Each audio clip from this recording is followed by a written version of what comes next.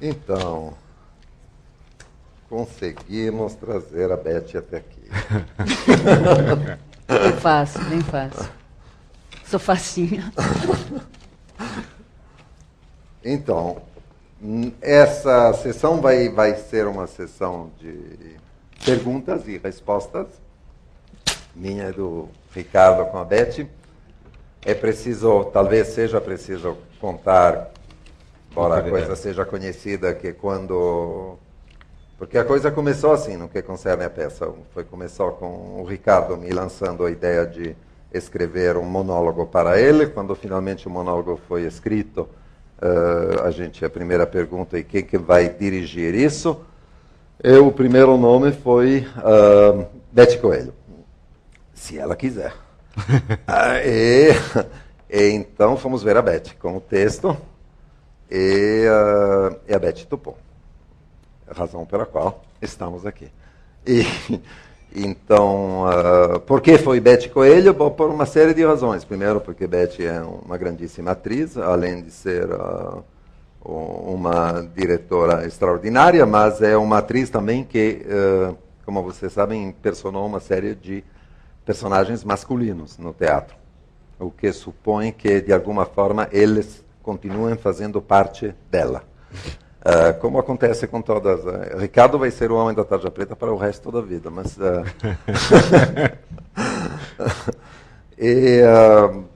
Então, nós ficamos muito felizes e Beth é certamente uma pessoa que vai poder... Isso seria uma pergunta, mas não vai ser a primeira.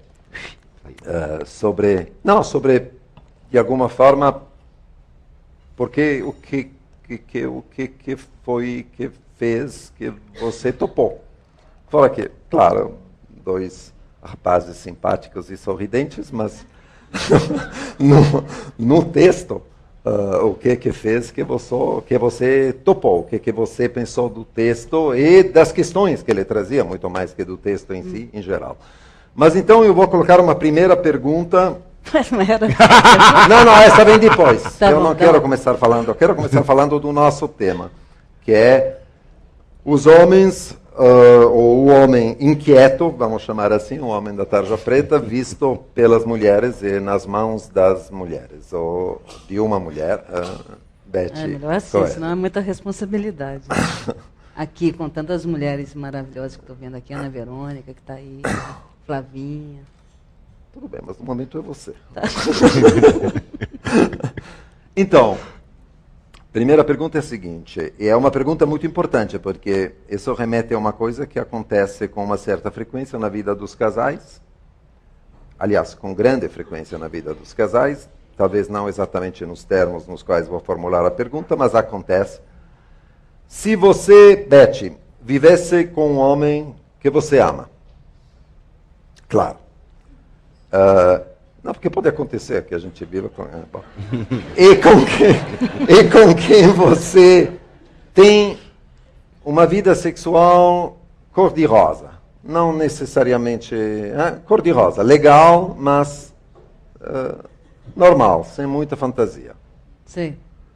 E de repente, uma noite, você acorda, no meio da noite, constata que está sozinha na cama, silenciosamente vai até a sala e descobre que seu homem está sumariamente travestido de puta, teclando na internet, numa sala de bate-papo. Como reagiria? E, pergunta anexa, reagiria diferente antes e depois de ter convivido com a nossa peça todo esse tempo? Bom, vamos por partes. Me intrigou esse relacionamento sexual cor-de-rosa. Isso quer dizer que é o quê? Eu pensei nisso, acho que são duas perguntas diferentes, porque não é o caso da mulher do protagonista da peça, que tem com ele uma vida sexual tórrida. No caso. Claro, mas não, é porque é diferente. Estou pensando num caso que pode não ser tão extremo quanto o homem teclando travestido, mas, por exemplo, a relação que as mulheres têm com a descoberta um dia que embaixo do chuveiro o marido está se masturbando. Não, eu quero dizer o seguinte, Bom, se o casal ali tem um relacionamento sexual ameno, cor-de-rosa, ou seja, água com açúcar, café com leite, sem graça, acho que se a mulher encontra ele assim, pensaria, esse cara é um viado. No caso da internet, é o que ele pensaria. Não, travestido, esse cara é um viado, não quer nada comigo, não faz nada comigo, está ali na sua fantasia, está ali no seu desejo, siga caminho. Muito obrigada. Mas você pensaria a mesma coisa? No mesmo caso, deixamos de lado o travestido de mulher. Imagina, o fato de que na é muito internet frequente. teclando? Não, tipo assim, e aí você chega, entra no banheiro no momento errado e o cara está embaixo do chuveiro se masturbando. De novo, eu te devolvo. É um relacionamento sexual cor-de-rosa. Isso. Primeira hipótese, cor-de-rosa. Bom, vamos estabelecer o que é o cor-de-rosa aí. Não tem que ter.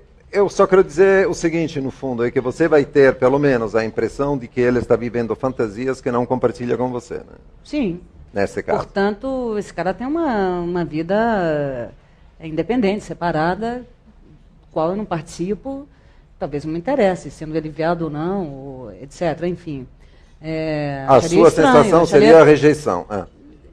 Seria uma rejeição. Pô, eu desconheço esse cara está vivendo comigo, temos uma vidinha bem água com açúcar, vou eu me travestir de alguma coisa e procurar um melhor caminho para isso. Acho que sim, dentro do estabelecido, acho que minha reação seria essa. Isso mudaria completamente de figura. No caso, por exemplo... Se esse relacionamento sexual fosse... Pois é, essa é a segunda pergunta. Imaginemos, então, o caso da peça, porque o herói da peça, o protagonista, ele tem uma vida animadíssima com a mulher com a qual ele vive, quer dizer, que está envolvida com fantasias compartilhadas. Mesmo assim, a mulher poderia, naquela noite, no meio da peça, seria uma outra versão da peça, parece chega a mulher. No meio da noite chega a mulher. Aí, nesse caso, como você reagiria? Bem, dentro do contexto da peça e eles compartilhando fantasias sexuais e com cumplicidade, eu adoraria encontrar um homem que eu supostamente amo, travestido de mulher. Acho que riria muito, ajudaria na maquiagem, coisa inclusive que eu já fiz em quase todos os meus namorados, com raríssimas exceções. E acho o homem de saia, sinceramente, um grande atrativo. Talvez por eu ser uma pessoa de teatro e ter sempre me travestido, isso para mim é lúdico, isso para mim é que nem beber água. Isso não faz a menor diferença. Acharia talvez alguns erros na maquiagem, consertaria e perguntaria por que não me procurou para ajudar na maquiagem e no figurino, etc. e tal. Ou seja, enfim, e além de ser travestido teclando na internet, ainda teclando na internet, tudo certo. Acho que teríamos uma bela noite. Pois é, o único problema, isso poderia funcionar muito bem, na hora. Mas, de alguma forma, o protagonista da peça, o Ricardo, tem um fato curioso, porque ele tem e teve com a sua mulher anterior, é um homem sexualmente feliz. Ele tem uma fantasia sexual que realizou com 2 mulheres sucessivamente. Apesar disso, então, o seu lado B, de alguma forma, não precisou ser escondido, ele, ao contrário, o pratica normalmente conseguiu, felizmente, praticá-lo com 2 mulheres sucessivamente. Só que, aparentemente, ele precisa de um lado C. É como se ele estivesse sempre precisando de uma dimensão de sonho que é só dele, que é a história da identidade secreta. Ele precisa ser um herói que nem a mulher sabe. Então, provavelmente, a gente poderia imaginar que se você entrasse na brincadeira da internet, tem 1000 maneiras para entrar, mesmo na própria brincadeira da personagem, ele vai fazer o quê? Mercenário no Zimbábue para que você não saiba? Bom, veja bem. Você está falando da tua peça. eu estou falando, de certa maneira, da segunda pergunta. Sim. Dentro desse contexto, da peça, ou seja, dentro da sua peça, a mulher não sabe. A mulher não sabe escondido. isso, certo. Na sua pergunta, a mulher fica sabendo, de alguma maneira descobre. Imaginemos, né, que ela descubra, sim. Imaginemos que ela descubra. Descobrindo, a gente pode mudar a peça. A gente pode mudar seu texto, sua historinha. Certo. Não, sua peça não descobre. Não, claro. Isso muda completamente. Não, claro, mas o que eu quero dizer é que é uma questão muito mais geral. Quando as mulheres, a gente vai voltar sobre isso, mas conseguem compartilhar a fantasia sexual de um homem, isso cria uma relação que pode ser extremamente interessante e companhia, mas o fato é que, de alguma forma, para o homem é como se criasse a necessidade de manter um mundo de fantasia além do que está sendo compartilhado, como se ele fosse projetado. Tudo bem, então eu consegui brincar no Ibirapuera com a minha mulher. Então, o que eu vou fazer? Que vai ser só um mundo de fantasia meu. O homem, tento dizer é que o homem sempre vai, em princípio, pelo menos assim como ele está hoje, ele sempre vai guardar uma espécie de reserva num mundo de fantasia frequentemente sexual, que ele é como se ele precisasse mantê-lo fora do alcance, inclusive do fato de compartilhá-lo. Perfeito, você respondeu minha pergunta, e diria que para a mulher é a mesma coisa. Você diria? Sim. Acho que sim.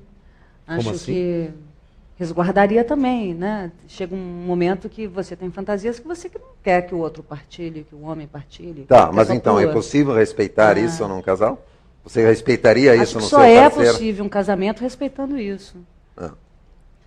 Só é possível um casamento, pelo menos, durar algum tempo, respeitando isso, né? Tenho a impressão que mas sim. Não é muito fácil, né? Porque a sensação que você descreveu no começo, a sensação de, meu Deus, eu estou sendo excluída, por que eu estou com esse cara? Não, meu Deus, eu estou sendo excluída. Dentro de um casamento onde um relacionamento sexual, acho que vou ficar de costas. Olha, o divã bem contado. Tudo bem, velho.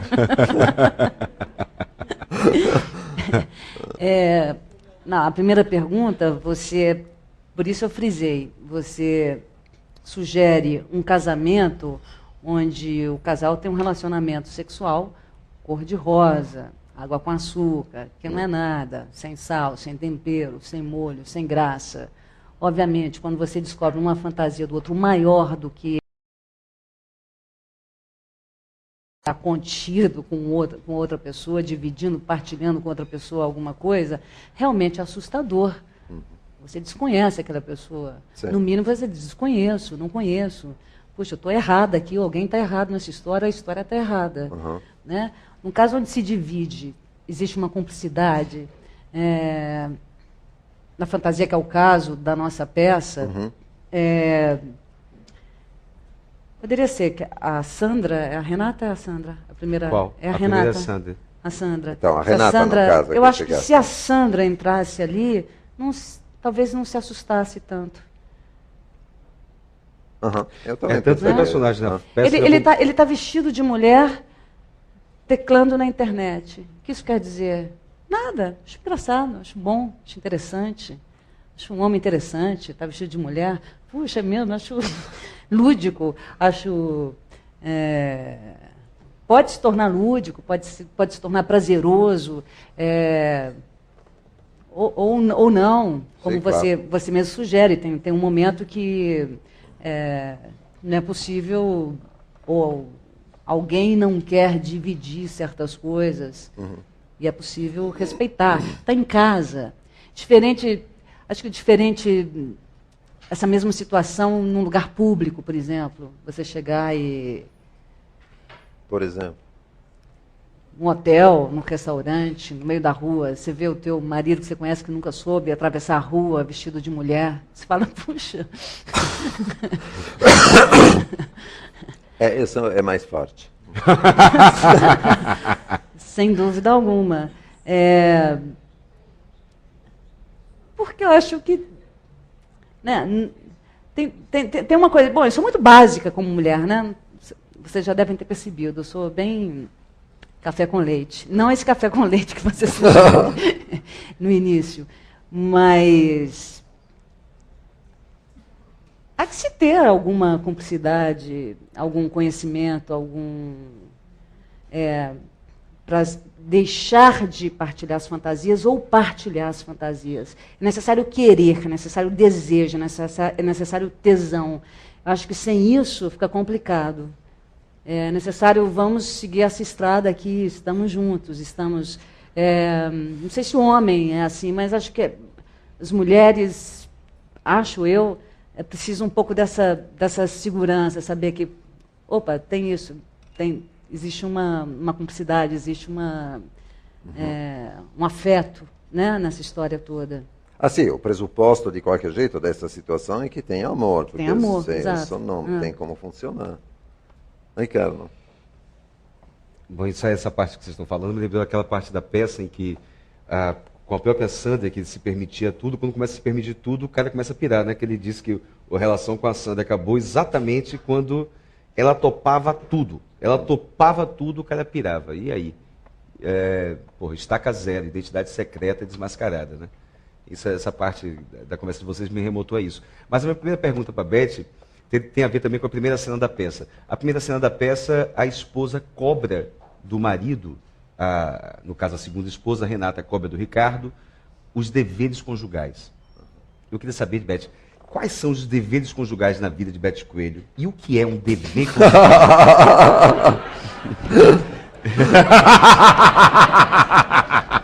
E o que é um dever conjugal?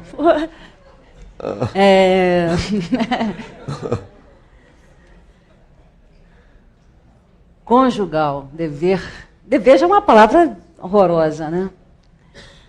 Mas contar de uma vez disso um negócio lindo, que é meio óbvio, mas ninguém diz, a gente não pensa. Uma conversa que a gente teve com a Flavinha, que eu acho que um relacionamento, amar é um exercício constante, né? É uma disposição, é um treinamento. Não foi bem essa palavra, qual foi a palavra que você usou? Que é um trabalho. Você usou uma palavra melhor do que essas. Bom, enfim, eu entendo dever conjugal como isso, ou seja, você está disponível, prestar atenção no outro, é um exercício diário, constante. Eu acho que deve-se exercitar palavras amorosas diariamente, deve-se refazer, recriar, reinventar seu relacionamento, fantasiar. Não podemos perder a fantasia, essa coisa do lúdico, aí entra também a coisa da peça de fantasia. Ou seja, se eu visse meu cônjuge, meu marido, meu parceiro vestido de mulher, talvez eu me travestiria de homem, adoro inclusive colocar um bigodinho, um chapéu, um terninho, entendeu? Porque acho que, sei lá, num jogo erótico, vale tudo quando você olha para o outro e está sabendo que o outro está com você, né? Tá, isso eu acho mesmo que você disse da melhor maneira possível, o que era uma pergunta que eu tinha, né?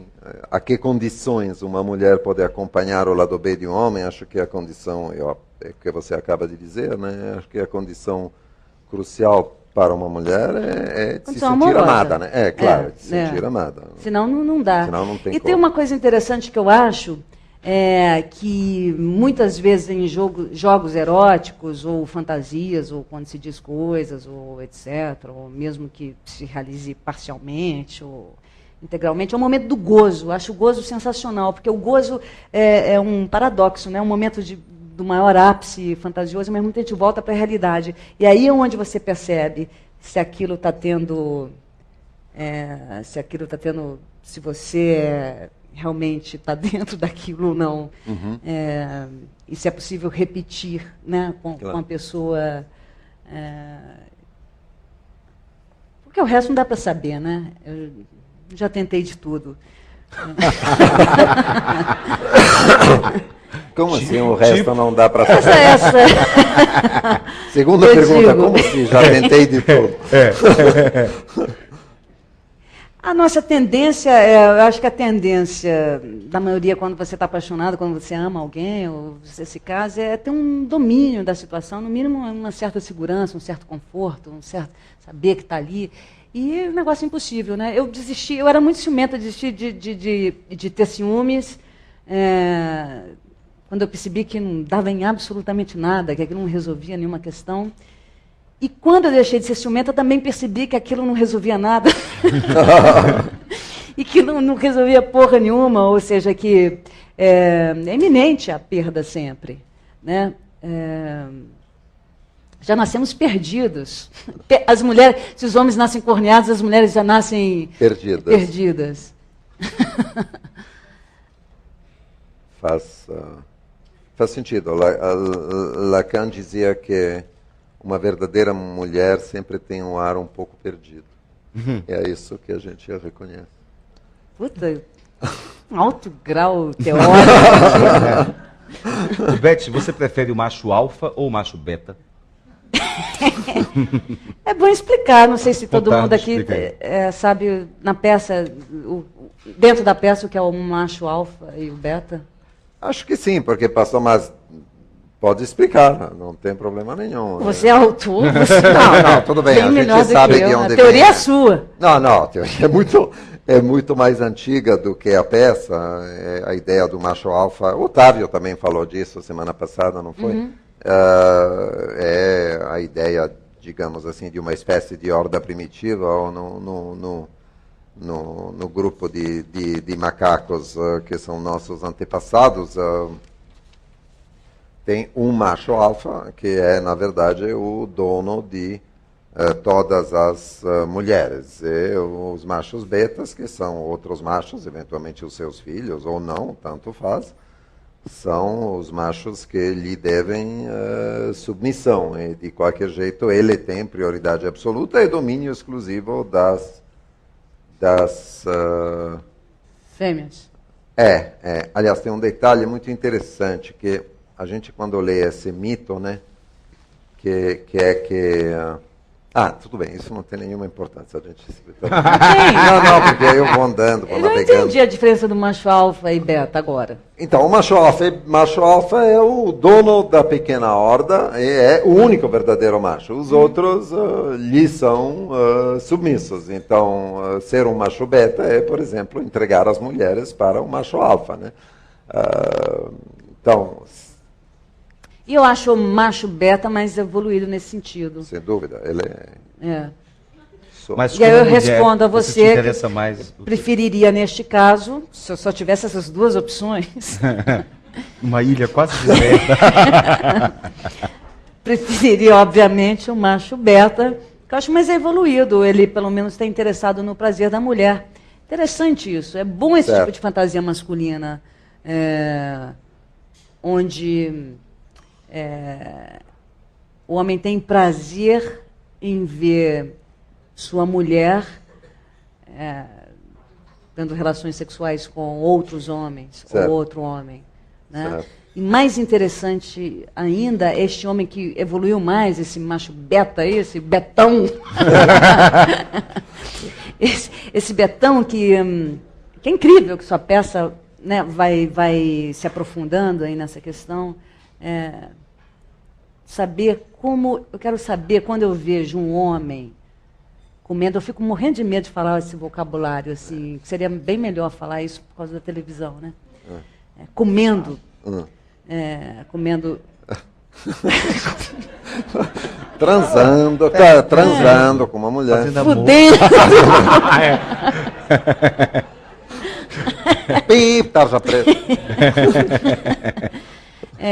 Fudendo com outros homens, ele diz assim, eu gostaria de saber como é que minha mulher goza, como é que é isso. Eu acho que um homem não tem essa noção, eu não sabia disso antes da peça. Achava que era normal, que o homem estava bem satisfeito com o seu gozo, não se interessava pelo gozo, né, feminino da mulher. Pelo menos, ninguém nunca me perguntou, como é que você goza? Mas até porque... você não conseguiria dizer, não é uma coisa que a gente consiga descrever. Não, na mas verdade. vale a pergunta, né? Não, Você vale está a me pergunta, fazendo 500 certo. perguntas que eu não consigo responder. Certo. Isso quer dizer que... Pelo menos, certo, concordo. Mas, aliás, é uma pergunta muito presente porque para os homens é um fato recente, o fato de que exista um gozo feminino é uma coisa que para os homens verdadeiramente só existe culturalmente há, não sei, no máximo meio século, exagerando. Antes disso, e, ao contrário, uma mulher, por definição, era alguém que não tinha prazeres sexuais, só tinha deveres sexuais. Uma mulher que tivesse prazer já estava muito mal encaminhada. Então, a questão de o que é o gozo feminino é uma questão culturalmente... E por não saber, por recente. ser recente, de certa maneira, não sei se eu vou desviar demais do assunto, mas enfim, acho que tem muitos homens ainda que desconhecendo o gozo feminino, desconhecem a anatomia feminina, desconhecem como dar prazer para uma mulher. Ou seja, sobre a sexualidade masculina, vamos voltar. Tá certo. E não sobre a feminina. Você falou do ciúme. Você identifica que o ciúme masculino é diferente do ciúme feminino e em que ponto? Se eu identifico? Se o ciúme do homem é diferente do ciúme da mulher, tem algum controle sobre isso? Não sei se pode ser, talvez seja, não sei. O que você acha, Contardo? É?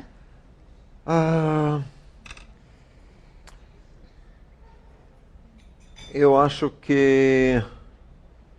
Bom, em ambos os casos são patologias da rivalidade, sem dúvida nenhuma. Mas e a mulher tem uma razão para ter rivalidades patológicas, que é a relação dela com a mãe, que é uma rivalidade que nunca acaba e que é diretamente instigada pela própria mãe. Aliás, a rivalidade com a mãe, eu não sei se existe um problema mais geral que, de alguma forma, um outro problema tão geral quanto esse, que vale para qualquer mulher. Os homens têm um problema de rivalidade na fratria, né? Ou seja, entre pares, digamos assim. Agora, é difícil dizer, porque do ponto de vista quantitativo eu vi homens sofrendo de ciúmes de uma maneira absolutamente infernal, tanto quanto mulheres, né?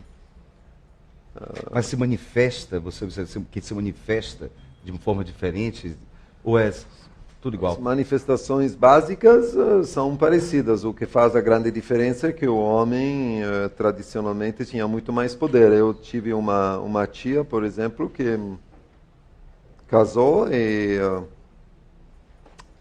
nunca mais saiu de casa. Não, ficou presa. Ficou presa mesmo, não, mas não é uma metáfora. Ficou presa. Por ele ou por ele, ela? Por ele. Nunca mais saiu de casa. Isso acontecia num vilarejo do centro da Itália. E ela ficou lá. E lá morreu. Depois de uma longa vida de dedicação exclusiva. Dedicação era a palavra que eu queria lembrar. Ah, tá, mas não era essa a dedicação exclusiva. Não. Um fato interessante que eu queria acrescentar, uma coisa que você disse sobre a fantasia de oferecer a mulher a outros, é que muitas vezes nos homens que têm essa fantasia e eventualmente a praticam, uma das coisas, tem uma espécie de ideia, e não é nem uma fantasia, mas de ideia racional, entre aspas, claro, que, para resumir isso num provérbio, a união faz a força, né? Então, não tem melhor maneira de... Eles se consideram, no fundo, insuficientes para sustentar, produzir e, além disso, sustentar o gozo feminino. Portanto, substituem isso pela ideia de uma espécie de cadeia infinita de outros homens que os substituiriam e garantiriam que a mulher continuasse gozando até morrer, coitada, porque, claro que existem limites quantitativos, mas na fantasia de alguém tomado por isso, o Otávio fazia alusão a isso, né? Eu vou te oferecer para um, para dois, para três, uma caserna de bombeiros, um quartel, um enlouquecimento quantitativo, que tem muito a ver com a ideia de produzir um gozo feminino infinito. Poderoso. Insuficiência poderosa. Insuficiência poderosa. Tem uma parte da peça que fala que as mulheres gostam de pular a cerca. Você acha? Você concorda com isso? Você acha que as mulheres gostam de pular a cerca?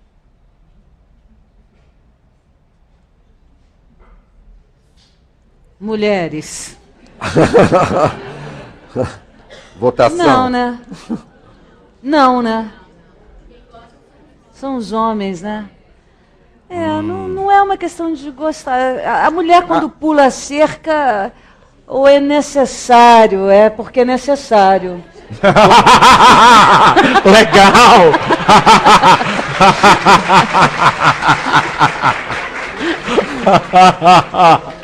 Não, porque, escuta, Beth, eu gostei dessa resposta, mas eu tenho um problema. Pois não. Que é o seguinte... Vira de costas. Não, eu queria que você me explicasse, porque se é verdade como as mulheres frequentemente pensam, que todos os homens pulam a cerca e as mulheres não, os homens pulam a cerca com quem? Não, tem um problema. Contardo, vou te contar uma coisinha que talvez você não saiba. Existem mulheres, certo. homens. Quer dizer que os homens viados, pulam, mas todos com a mesma? Travecas. Tem uma série de... Não, tudo bem, mas eu acho que a infidelidade é bastante bem dividida entre homens e mulheres. A infidelidade conjugal. Que seja necessária é uma outra história. Isso tudo bem. Podemos definir o necessário. Aliás, mas eu gostaria. Existe uma pesquisa? É muito difícil, porque as pessoas mentem para caramba. Os homens mentem aumentando e as mulheres mentem diminuindo. Então tá difícil. Pode ser, é verdade. É. É verdade. O necessário, como é que é quando é necessário? Isso me interessou. Eu estava pensando em outra coisa e você me despertou. Você falando... Volta aí que você estava falando, estava bom. O quê? Não, eu queria saber o que é quando é necessário, porque essa em geral é uma questão. Quando é necessário? Você falou que as mulheres só pulam cerca quando é necessário. Quando é que é necessário? Não, porque a gente quer saber, ué. Olha só, seguinte, mobilizou, viu? A questão mobilizou a galera. É verdade, eu vi quando vocês não dão conta, ou seja... Tá piorando.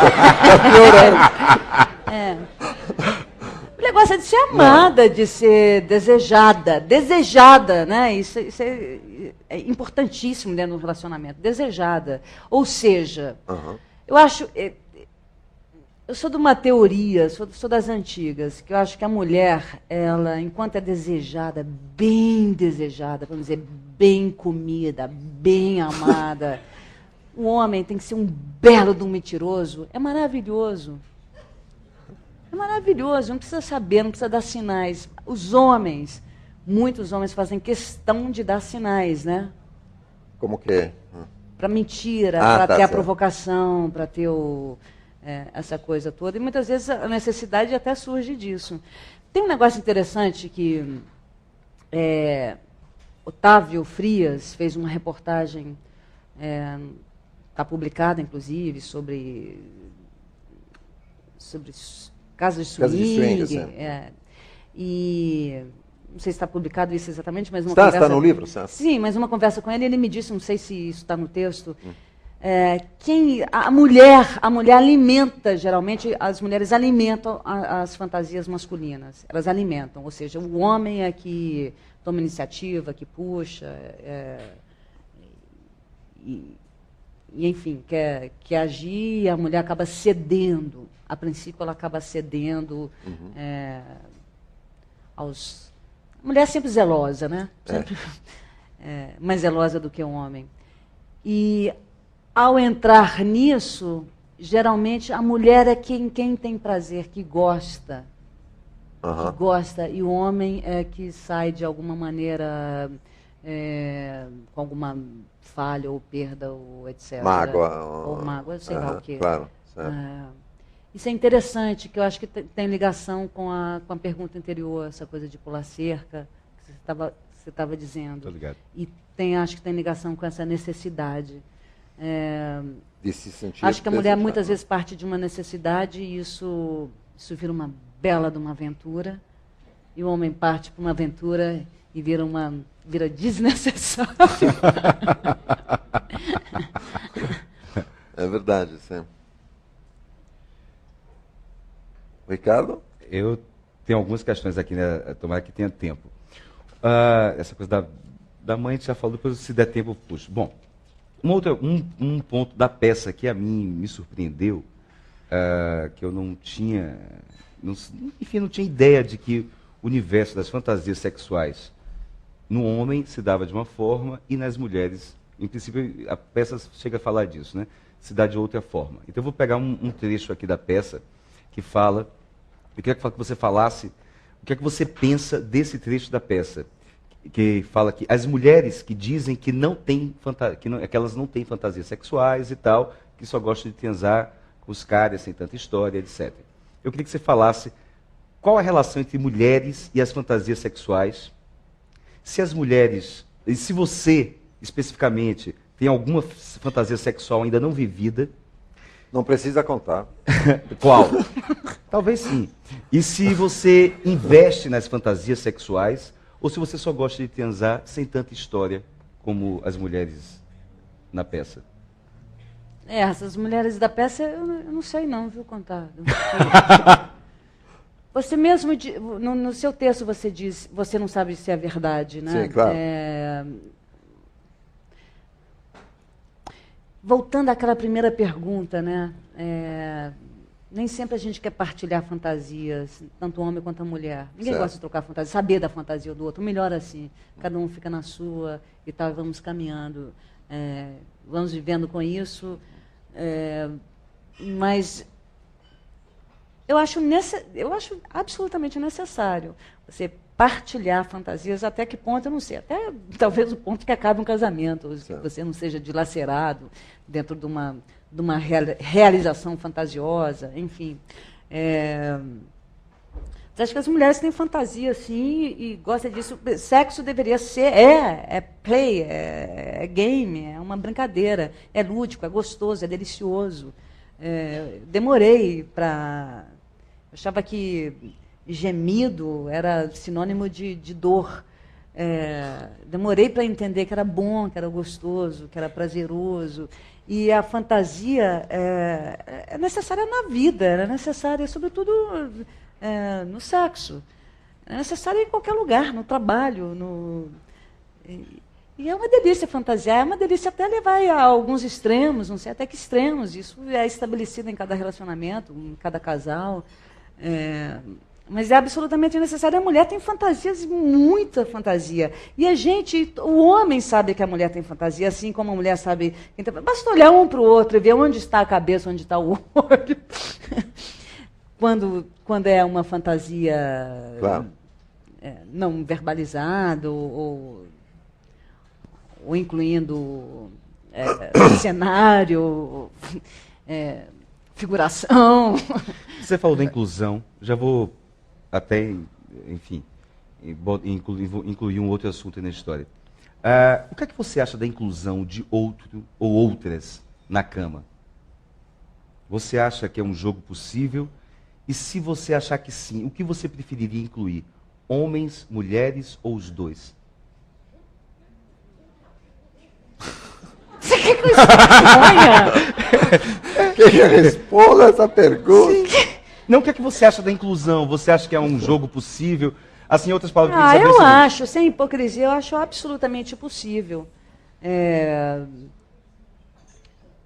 Tudo parte de um princípio que está lá, que deve ser bem estabelecido, né, consolidado, etc., entre duas pessoas e tal. Mas eu conheço, não estou falando de experiência própria, não, mas eu conheço pessoas que vivem a 3 muito bem, 3, 4 já é mais difícil, eu não conheço experiências assim, que eu admiro, inclusive.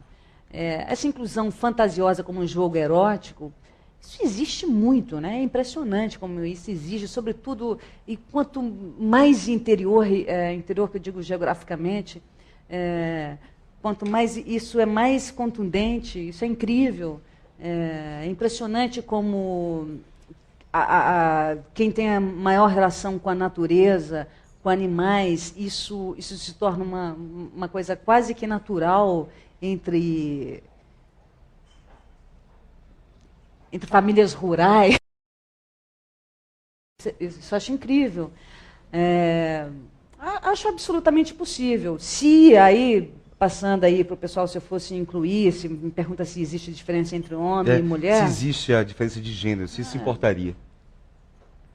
Para mim, especificamente, talvez. Eu acho que dentro dessas fantasias, quando a gente inclui alguém, a gente sempre pensa no parceiro, né? Quando existe amor, vamos dizer assim, você sempre quer dar o prazer para o outro. Então, geralmente, o casal inclui sempre o desejo do outro, onde o outro é mais forte.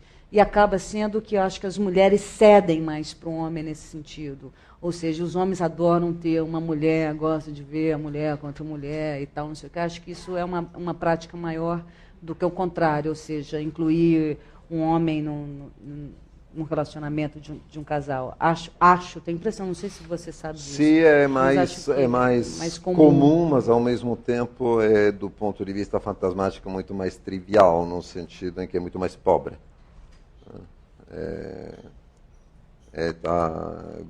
E se resolve de maneira muito mais pobre. Porque 2 homens e uma mulher? Sim, se resolve de maneira muito mais pobre porque acaba sendo, dei um jeito para ter mais uma mulher. Mas eu acho, Contado, também, voltando assim um pouco para a peça, esse homem aí da Tarja Preta que está procurando saber como é ser homem, ou como faz para saber quem é ser. Eu não sabia disso, achava que o homem nem pensava sobre isso. Eu acho que a gente já se pode encontrar muitos homens assim com essa... Falar homens femininos é bobagem. Mas que hoje já existe uma sensibilidade. O homem hoje se preocupa com bunda, não necessariamente ereção é um fator importante. Acho que muda isso absolutamente uma relação. Quando o homem não está focado numa ereção, ou seja, que você pode começar tranquilamente uma transa de pau mole, isso pode levar à loucura. Alguém, ou seja, não está focado nisso. Acho que muitos homens, dar de mamar, erotizar o mamar, que hoje os homens, né, você transformar este homem em algo que acho que em teatro existe isso, como eu faço, né, como você abriu dizendo que eu tinha feito muitos homens, e Ricardo agora fazendo esse homem que se traveste de mulher. Não sei se isso... Acho que tem mudado, sim, sabe? Esse corpo erógeno, masculino. A mulher, por sua vez, mais fálica, no sentido de ser mais ativa, de poder atuar melhor nesse sentido. Talvez uma fase de transição, onde isso vai dar, talvez a gente não saiba ainda o que vai ser disso, mas acho que hoje é muito mais relaxante um homem se travestir na cama, não necessariamente maquiado e vestido de mulher, mas como uma mulher se dando, né, sabendo que existe mama, que existe bunda, que existe coxa, que existe pé. Eu conheço homens assim. Todo mundo. Pode continuar. Escuta, antes de dar a palavra ao público, acho, né, que eu queria dizer umas 2 ou 3 coisas sobre o que a gente acaba de dizer. A primeira coisa é que a Beth levantou uma questão que não tivemos tempo ainda de tocar, mas que acho muito importante, que é que a fantasia masculina está muito longe de ser só sexual. E que tem a questão de como a mulher convive com as fantasias heróicas dos homens. As fantasias de sucesso, de aventura, de, esporte extremo de todos os tipos e companhia, que é uma dimensão da fantasia tão presente quanto. Segunda coisa que eu queria dizer é que tem uma diferença, sim, entre... Eu acho, efetivamente, que tem mulheres que dizem, não, eu gosto de transar sem tanta história. Tem homens também que não têm nenhuma relação com suas próprias fantasias. A repressão sobre as fantasias é grande em ambos os sexos, de alguma forma. Mas tem uma diferença entre a fantasia masculina e a fantasia feminina, coisa que as mulheres conhecem muito bem, é que as mulheres são muito mais plásticas, por razões que o Freud explica muito bem, mas não vou entrar nesse detalhe, mas a fantasia masculina tem um lado chato, é que é geralmente uma só. Uma fantasia só. Com variantes gramaticais, evoluções e Verdade. companhia, mas o cara tem uma fantasia sexual, só querendo dizer. É um objeto parcial, é aquele negócio. Bom, e não se muda. A mulher tem uma capacidade, a fantasia feminina é muito mais plástica, ela tem a capacidade mesmo de eventualmente integrar a fantasia de vários homens que têm fantasias diferentes ao longo de uma vida. Enquanto para um homem, como acontece com o homem da nossa peça, o problema dele é que com a primeira, com a segunda mulher, a fantasia é a mesma, é a dele. Bom, as mulheres podem entrar naquilo, variar, modificar a fantasia dele, a consciência que ele tem da sua própria fantasia, mas as mulheres são muito mais plásticas. E a terceira coisa que eu queria dizer é que Betty, tudo o que você disse até aqui é bastante extraordinário, porque eu não gostaria que vocês aqui ou que os futuros telespectadores pensassem que todas as mulheres são capazes de conviver com a fantasia masculina e as inquietudes do tipo de homem que a peça apresenta da maneira que você descreveu. Absolutamente não é o que acontece. Mas, e são poucas mulheres que têm esse tipo de sensibilidade, disponibilidade e generosidade com a fantasia masculina. Sabem, eu costumo pensar que vocês imaginem o seguinte: vocês de longe estão olhando uma quadra de tênis e tem dois caras jogando. Mas aí vocês vão se aproximando, num dado momento você descobre que não. Que na verdade eles estão dos dois lados de um paredão, cada um batendo bola. Não estão jogando juntos. Bom, o sexo é isso aí, em princípio. Uma relação sexual é aquilo. Cada um está jogando com a sua bola, de longe parece que estão transando juntos, mas não é isso, estão treinando no paredão. Mas no gozo, Conrado, dessa esperança não, pra mas gente. não, total, mas o que não significa que isso seja sempre o caso. Mas, na verdade, só não é o caso quando existe um certo acesso de ambos às fantasias que são próprias a cada um, e uma certa cumplicidade possível, mesmo, sobretudo lúdica, nesse campo. Então, você falou totalmente a favor não é a palavra, mas como se isso fosse ao alcance de todo mundo. Acho que é, mas acho que não é na vida da grandíssima maioria das pessoas. Né? A grandíssima maioria das pessoas transam no paredão. Né? Bom, se você está dizendo. Não sei se eu disse exatamente isso, quer dizer, falei aqui acho que também apresentei minhas dúvidas, minhas negativas, etc. A dificuldade também que seja, obviamente, eu tenho meus paredões, todos. Mas acho que tem um negócio, um fator, que talvez possa ser isso não sei se concordo com você, mas enfim, você falou, está falado, você que manda, você é o especialista aqui. Eu que mando? Você que manda. O teatro nos permite, eu vivi no teatro, eu cresci no teatro, desde criança eu faço teatro. Representar, para mim, não tem muita diferença entre viver e representar. Eu vivo representando, minha casa é representada, tudo isso. Eu já não sei mais. Meu sonho entra para o meu dia a dia, para o meu cotidiano. eu não tenho mais certas ilusões de um ideal romântico, né, amoroso. Bom, a idade faz esse bem a gente. Ou seja, acho que o que nos sobra é isso, nos desejar e aceitar o outro, o desejo do outro, né, a fantasia do outro. Isso que é o gostoso. É uma delícia. A gente fala, mas o encontro, quando a gente encontra com um outro, com uma pessoa, que se bate no olho, que está não sei o quê, é delicioso, é gostoso e é bom enquanto dura. Isso é que vale a pena. Tudo bem, aplauso para a Beth. Desculpa.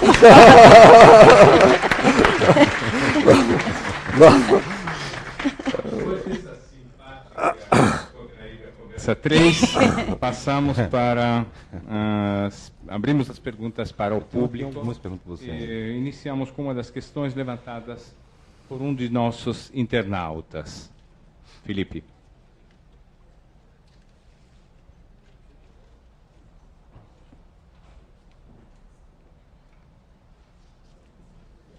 Luz.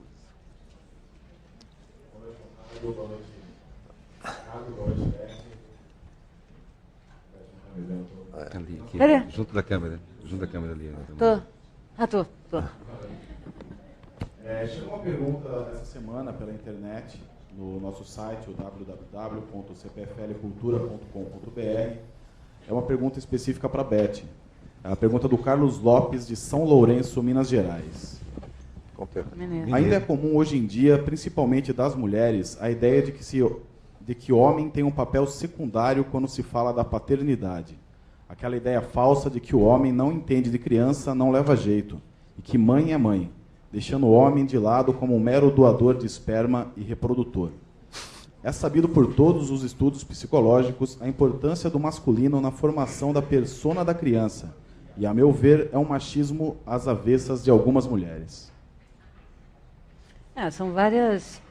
Tem várias perguntas aí, né? Acho que uma coisa é paternidade. Para mim, paternidade não tem relação com o reprodutor.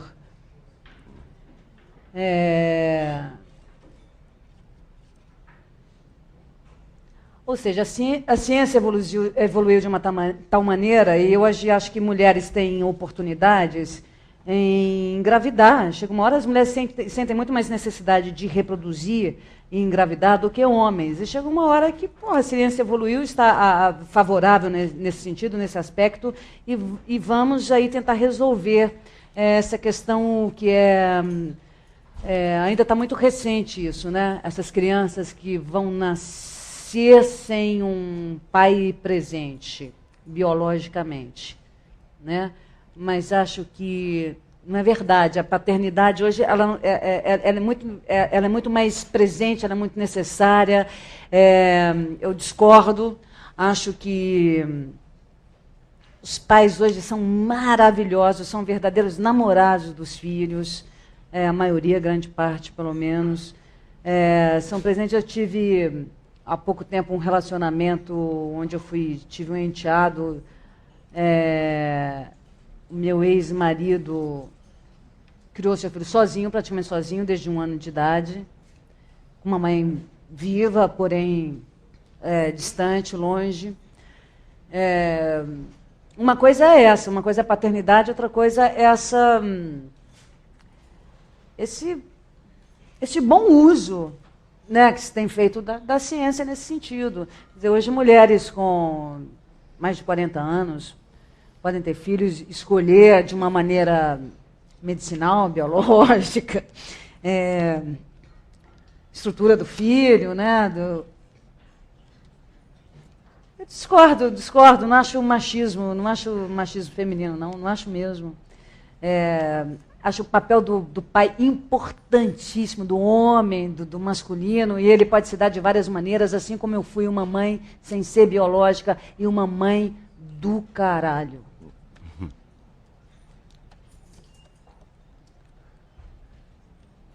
Do caralho não, né?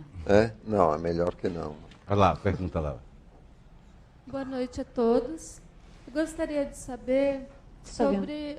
A pergunta que eu vou fazer serve para qualquer um de vocês três. Se os três quiserem responder, melhor ainda. Se acaso um homem, ele se faz de homem, macho, satisfaz a esposa em casa à noite, mas quando sai de casa, ele se prontifica a ser homossexual. Quando essa mulher descobre que este homem não somente fantasia pela internet, como na rua, ele passa a ser um outro tipo de homem, como ela reagiria?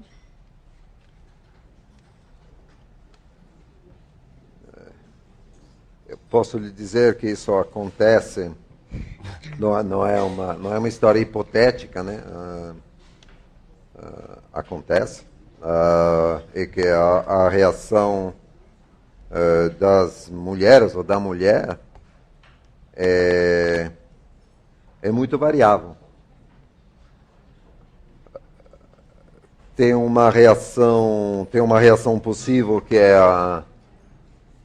digamos assim, cujo modelo é a mãe abrindo a porta do banheiro e descobrindo que o filho de 13 anos está se masturbando pela primeira vez, ou seja, uma espécie de horror diante do desejo do seu parceiro. E claro, como a Beth disse também, sobretudo nesse caso, então esse é um desejo que não me inclui. Do outro lado tem mulheres ao contrário que vão inventar uma maneira de ser incluídas e descobrir se eles podem ser incluídas nesse desejo ou nessa fantasia de ser homem. Então, eu não acho que exista uma maneira certa de reagir. Acho que existem reações em um leque bastante grande, mas do qual eu descrevi mais ou menos os dois extremos, digamos assim, e que cada mulher que se encontra nessa situação vai ter que fazer o que ela se sente de fazer. É claro que a questão fundamental e principal nisso é qual é a significação do casal. Quero dizer, sabe, se amam, se não se amam. Tem casais que se construíram, até casais históricos muito famosos, que se construíram nessa base desde o começo, as mulheres inclusive sabendo. É um dos grandes mistérios, digamos, sobre a vida dele, qual era realmente a relação de Oscar Wilde com sua mulher, por exemplo. Certamente ele a amava, e certamente ela o amava. Que isso significava de fato? A prova disso é que ficaram de alguma forma juntos e leais. O que isso significava de fato na vida deles? Mas o que era a relação de Sade com a mulher dele, que era totalmente excluída do universo fantasmático dele? Ela certamente o amava e ficou de alguma forma ao lado dele.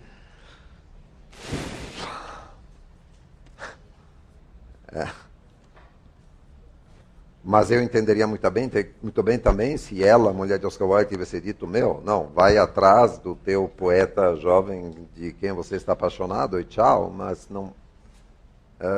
Só que a relação deles não era aquilo, era muito mais. Bom. Respondido. Sim, acho que.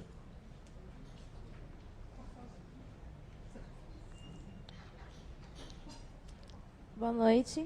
Ali. Opa, onde? Oi, tudo bem? Boa noite, meu nome é Alice, eu faço licenciatura em Arte e Teatro na Unesp. E eu tinha elaborado essa pergunta para a semana passada, mas como eu sou corintiana, eu tive que sair mais cedo. Então eu já vou fazer agora. A gente concluiu nos últimos encontros e discutimos a relação dos homens com as fantasias e a necessidade de ter uma vida dupla, ou tripla, ou múltipla, e de ter outras personalidades. E, dentre outras características, o teatro, ele possibilita essas experiências. Mas, hoje em dia, nós podemos observar que, majoritariamente, são mulheres que fazem teatro. Será que o homem precisa descobrir o teatro? São mulheres que vão ao teatro ou que fazem? São mulheres que atuam, que fazem. Você acha e que assistem. tem mais mulheres fazendo teatro que homens? Isso é um fato? Eu acho. Pelo menos eu não assim, na observo minha isso, não. sala de 20, nós somos 17 mulheres e 3 homens.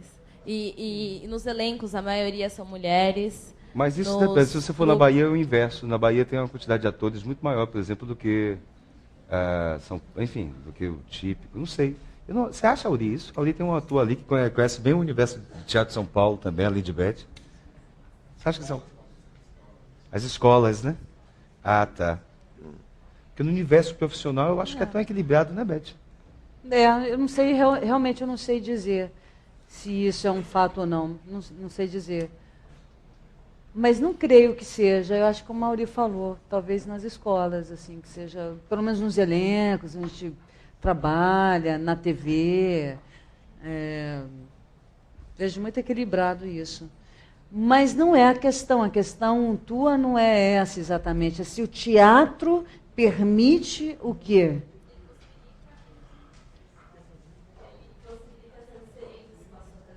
Com as outras personalidades. Então, diante dessa crise, não seria o divã do homem? Interessante. Essa peça é o divã do homem. Pronto. Mas acho que, em geral, o teatro é isso. Aliás, acho que a Beth disse isso agora, de alguma forma, bem no fim, né? Quando ela fez uma relação entre o que é viver uma fantasia sexual e o que tem de lúdico nisso e ao mesmo tempo de teatral, né? Tanto que uma fantasia sexual, na verdade, se você lê, por exemplo, o começo da elaboração da fantasia sexual no começo da modernidade, que é a obra de Sade, na verdade são montagens teatrais, né? Tem personagem, você vai fazer isso, ele vai fazer aquilo, você fica aqui embaixo. É direção de cena. Tem uma relação entre o play teatral, o jogo teatral e o jogo da fantasia sexual que é quase imediata. Né? Então, sem dúvida, e além disso, o teatro, como o cinema, aliás, desse ponto de vista, porque é o grande lugar onde se desdobram as fantasias, em geral, as fantasias culturais, né? Então, sem dúvida nenhuma. Não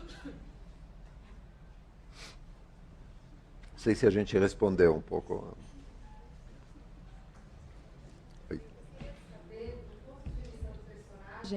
Qual seria a mulher ideal para o homem da Tarja Preta? Se ele está satisfeito, apesar de toda a crise, com a mulher que ele está, e se ele está tão em crise que ele não sabe o que procurar numa mulher. Se não sabe, está em crise, você não sabe o quê? Se ele está tão em crise que ele não sabe o que esperar ou o que ele deseja da mulher. Num relacionamento. Bom, acho que se contar você vai ajudar, né? Não, mas primeiro eu posso dar o ponto de vista do autor, mas o ponto de vista do ator... Engraçado, nunca tinha pensado qual a mulher ideal para ele, né? Talvez fosse o travesti, né? O homem ideal, não brincando. É porque a primeira embarca em todas as fantasias dele. Né? Ele vai se desenvolvendo e as fantasias ele vai propondo e ela vai topando. Chega um ponto que fica insuportável para ele. Essa coisa também dessa permissão. A outra, ele tem queixas, mas a outra eles não conseguem realizar totalmente. Mas extremamente é com essa que ele fica. Na real, pelo menos até, por enquanto, na peça. Né? Naquele vai... Sem a parte 2. Sem a parte 2. Sem a parte 2 é com a que ele não ainda... Com que ele ainda não esgotou o repertório dele de sexual, inclusive as próprias identidades secretas, etc. Eu acho que talvez para ele a mulher ideal, no caso, se o barato dele for mulher ideal, eu acho que é a que ele ainda tem espaço para preservar a identidade secreta dele. Me parece que é isso, né? Nesse aí. Fala aí, Cotardo, isso. Não, eu tenho uma resposta simples. Eu já pensava isso, mas depois da fala de hoje à noite, eu diria que a mulher ideal do Homem da Tarja Preta é Betty Coelho.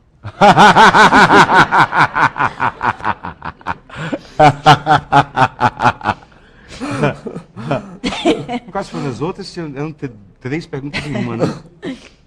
Não, mas é exatamente isso. Quer dizer, são aquelas mulheres. Porque aí seria a mulher com quem ele consegue construir uma cumplicidade sexual lúdica e que ainda seria capaz de transformar em lúdico até aquele lado C, no qual ele está atuando sozinho. Então é Betty Coelho. Tá respondido.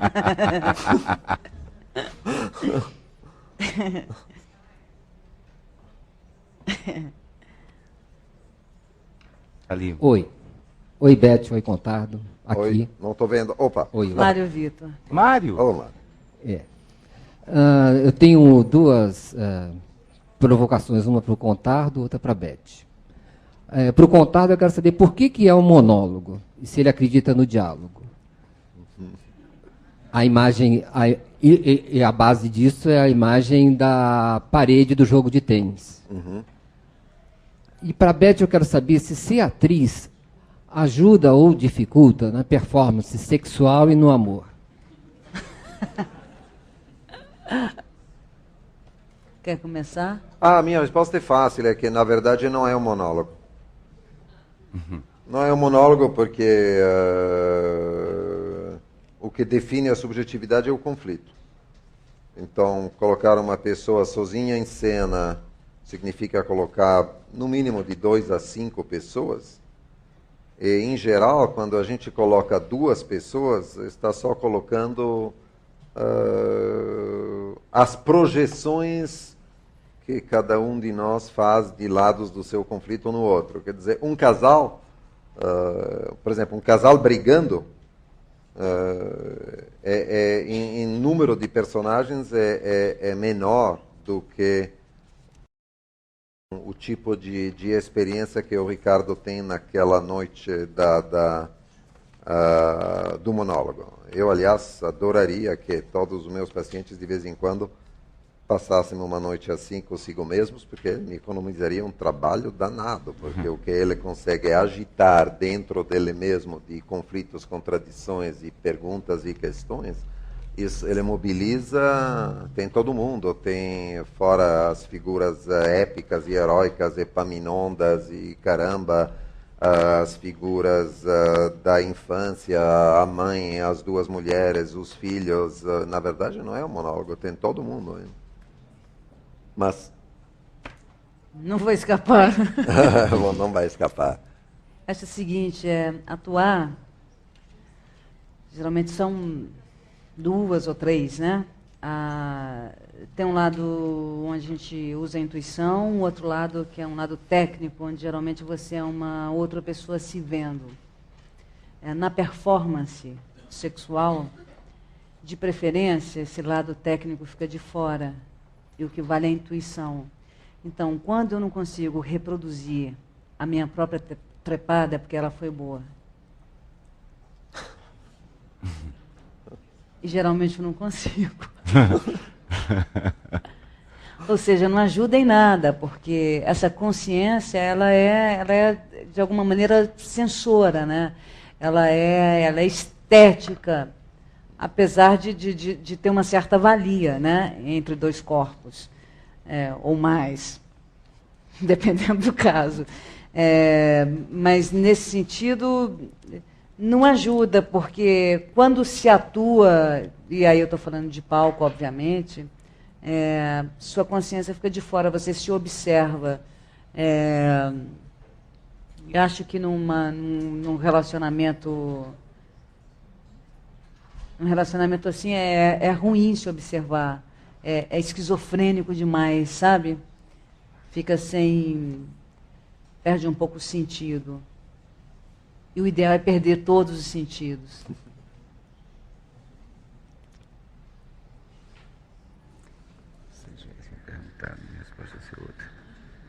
Mas o Ricardo falou que se fosse perguntado a ele, a resposta dele seria outra. Eu gostaria que ele respondesse. Vou falar do repertório sexual, você vai bater em mim. Não, porque eu acho que o fato de eu ser ator ajuda, sim, em alguns momentos, uma performance sexual exótica. Assim, não exatamente numa relação, você está numa relação com uma pessoa, mas de repente, se é um acontecimento, uma coisa inusitada, uma pessoa que você não sabe enfim, que você não sabe quem é, que não sabe quem é você, e que coisas que acontecem na vida. E você identifica que existe um imaginário transferido para você, eu ocupo esse lugar. Então, eu acho que nas minhas aventuras, eu acho que eu me uso do meu ator para viver pessoas que talvez na minha relação, até uma vez eu conversei com o Contardo sobre isso, e perguntei assim, pô, eu me acho muito melhor sexualmente nas minhas aventuras do que na minha relação. Que eu acho que é porque em algum nível me desobriga de ser eu. Por isso que o parceiro acaba achando necessário por ela cerca, né? Não sei, pode ser uma observação. Porque não sei, uma coisa que eu me pergunto. Também. Não, mas é que o parceiro ou a parceira que achasse mesmo que você é melhor, que o outro é melhor nas aventuras do que com ele ou com ela. É complicado, imagina. É complicado. Mas mais uma coisa de uma sensação, entendeu?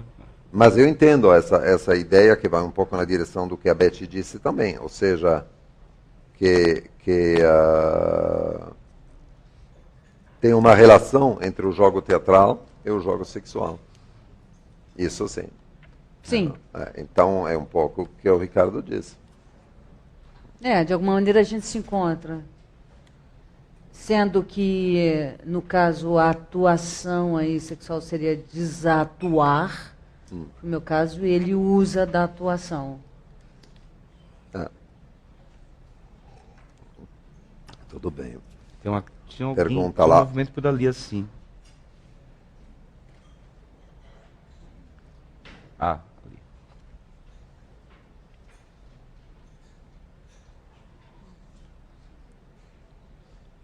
Boa noite a todos. Eu sou o Ed, sou psicólogo organizacional.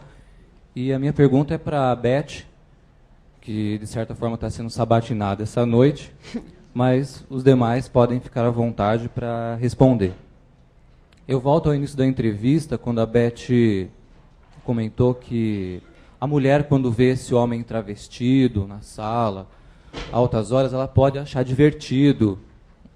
Ele está daquela forma, buscando outras fantasias. Mas você não acha, Beth, que para as nossas mulheres, as mulheres independentes que trabalham, que conquistaram muitas coisas na nossa sociedade, você não acha que, no fundo, não soa um alarme interno lá, ainda que longe, de que alguma coisa na relação não está legal, não está bacana? Assim, mais no sentido das fantasias mesmo, com relação a esse parceiro. Como é que fica o ideal dessa mulher de macheza, de virilidade? Porque a mulher busca isso, de certa forma, no homem. É simbólico, o aconchego, a virilidade traduzida no tórax grande, enfim, no aconchego conjugal, enfim. Você não acha que, no fundo, não soa um alarme de que alguma coisa não está bem para essa mulher na relação, de que não era bem isso que ela estava buscando? É uma pergunta retórica. Se soa esse alarme é porque, de alguma maneira, o relógio já estava apontando, né?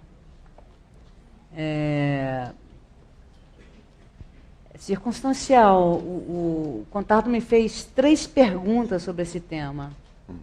A primeira, sobre um homem supostamente, que eu vivesse com um homem supostamente que eu amasse, tivesse uma relação cor-de-rosa, encontrasse esse homem assim, dessa maneira. A segunda, sobre um relacionamento sexual tórrido, encontrasse esse homem dessa maneira. E tinha uma outra terceira, que o mesmo homem dentro da peça, né? Sim. Isso, dentro do contexto da peça. Provavelmente sim, acho que muitas mulheres estranhariam. Quer dizer, eu não estranharia, eu estou falando muito pessoalmente, estou trazendo muito para o pessoal, não estou nem falando, estou descontextualizando da peça, jogando assim, no caso, eu acho engraçado na peça, eu gosto dessa ideia, eu acho engraçado, eu tenho essa fantasia de me fantasiar de um homem. Eu já fiz muitas vezes bigode, já maquiei muitos homens na minha vida, eu volto a afirmar, eu não tenho esse problema. Foram raríssimos os namorados que eu não brinquei disso. Eu adoro maquiagem, já fiz muitas mulheres nos meus namorados. A saia, adoro saia. Eu realmente não tenho esse problema. Meu problema seria se eu chegasse em casa, visse esse homem travestido ou não, trepando com alguém, fosse um homem ou mulher. Acho que aí seria uma outra questão. Mas nesse caso eu realmente, e volto a afirmar, talvez seja um lado meu teatral, que para isso passa batido, para isso... Eu já fiz... Alguns namorados ou maridos já me encontraram vestidas de homem. E tem mulheres, indo um pouco mais adiante, de crossdresser, que a gente soube, e tal, não sei o que, as mulheres cuidam desses homens. Ou seja, aí não está sendo discutido a opção sexual do sujeito. Né? Aí está sendo discutido uma fantasia, uma cumplicidade entre duas pessoas que vivem juntas, que se amam. O contato tanto na primeira quanto na segunda pergunta, sim, claro, diz onde existe amor, ou pelo menos que supostamente eu amaria. Mas é verdade, acho realmente ainda pobre e atrasado, não só essa relação fantasiosa de especificamente vestido de homem, como várias fantasias. Acho que a gente precisa evoluir muito nesse sentido, porque fantasia, como o nome diz, é a fantasia, ela é para ser brincada, ela é para ser usufruída, ela é produtiva, ela é criativa, ela é gostosa, ela faz bem, ela é um todinho.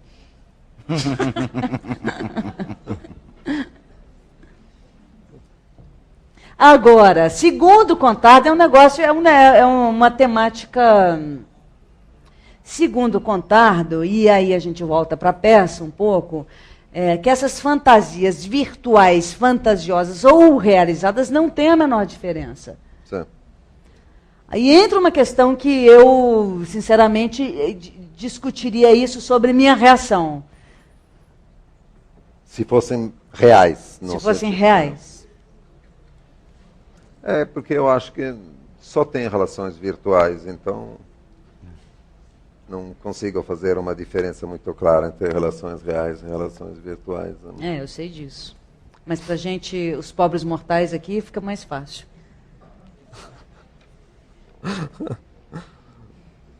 Ali, uma questão ali, ó. Passamos agora para a última pergunta. Tem. Penúltima, né, no caso? Penúltima. Pronto. Sim. Fazer uma pergunta para o Contardo, para ser breve, eu tinha estipulado uma pergunta aqui de 2 páginas. Mas como é a última pergunta, eu vou ser breve. Eu só queria saber até que ponto será que influi o fato da gente viver numa sociedade monogâmica para esse tipo de comportamento, ou se você acha que não faz diferença em qualquer tipo de sociedade, seja monogâmica ou poligâmica, se existirá a puta da internet de qualquer forma, em qualquer tipo de sociedade. Não, acho que a puta da internet existe na nossa sociedade. Mas isso não é para mim crítica nenhuma ao funcionamento monogâmico. Que de qualquer jeito eu acho que o desejo em geral, desde o começo, se constitui e se constrói contra um interdito.